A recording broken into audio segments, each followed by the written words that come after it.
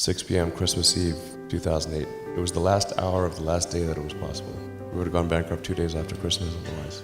When you had that third failure in a row, did you think, I need to pack this in? Never. Why not? I don't ever give up. I mean, I'd have to be dead or completely incapacitated. Musk is 40 years old, a naturalized American citizen, and reportedly worth nearly $2 billion. What was your biggest failure and how did it change you? Well, there's a ton of failures along the way, that's for sure. 2008 was brutal. Phew. 2008, we had the third consecutive failure of the Falcon 1 rocket for SPACEx. Tesla almost went bankrupt. We closed our financing round 6 p.m. Christmas Eve, 2008. It was the last hour of the last day that it was possible. We would have gone bankrupt 2 days after Christmas otherwise. And I got divorced. That was like rough, man. Permanent scar tissue there. Well, it poses a question, or maybe you just answered the question of why is no one else doing these things?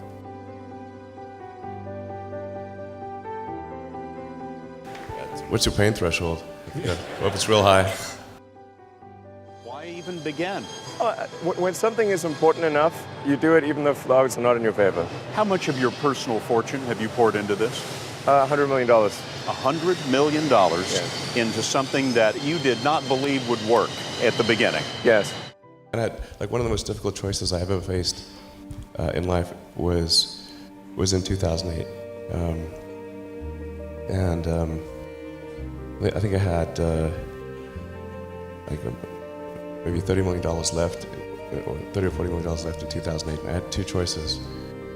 I could put it all into one company, and then the other company would definitely die, or split it between the two companies. But if I split it between the two companies, then both might die.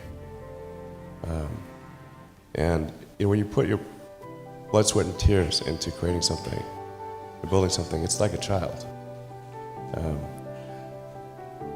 And so it's like, which one am I going to let one starve to death? I couldn't bring myself to do it, so I split the money between the two. Fortunately, thank goodness, they both came through. You know, there are American heroes who don't like this idea. Neil Armstrong, Gene Cernan have both testified against commercial spaceflight and the way that you're developing it, and I wonder what you think of that. I was very sad to see that because those guys are, those guys are heroes of mine, so it's really tough. I wish they would come and visit and see the hardware that we're doing here. And I think that would change their mind. They inspired you to do this, didn't they? Yes. And to see them casting stones in your direction.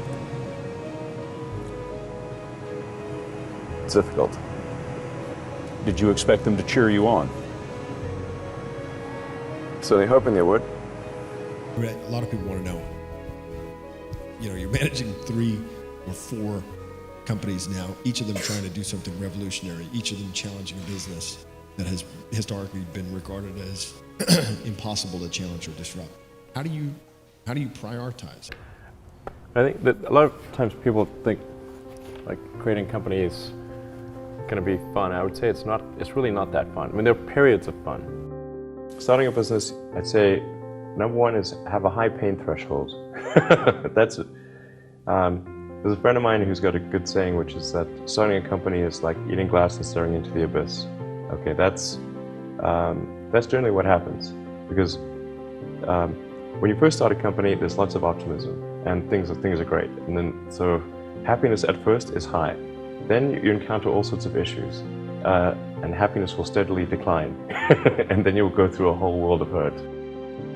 And then eventually, if you succeed, and in most cases you will not succeed, and Tesla almost didn't succeed, came very close to failure.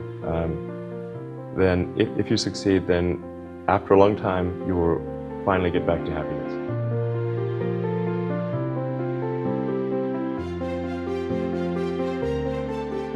his Falcon 9 rocket stood on Launch Pad 39A, the same pad that sent Apollo 11 to the moon.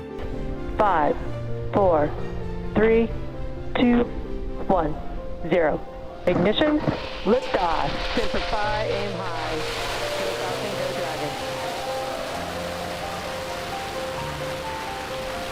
Since SpaceX launched 18 years ago, Musk has revolutionized rocketry and the business model of space travel. His Falcon 9 rocket is reusable, a milestone breakthrough, because it slashes the dominant cost of launching. Bridenstine says that sort of corporate innovation is key to NASA's future, too.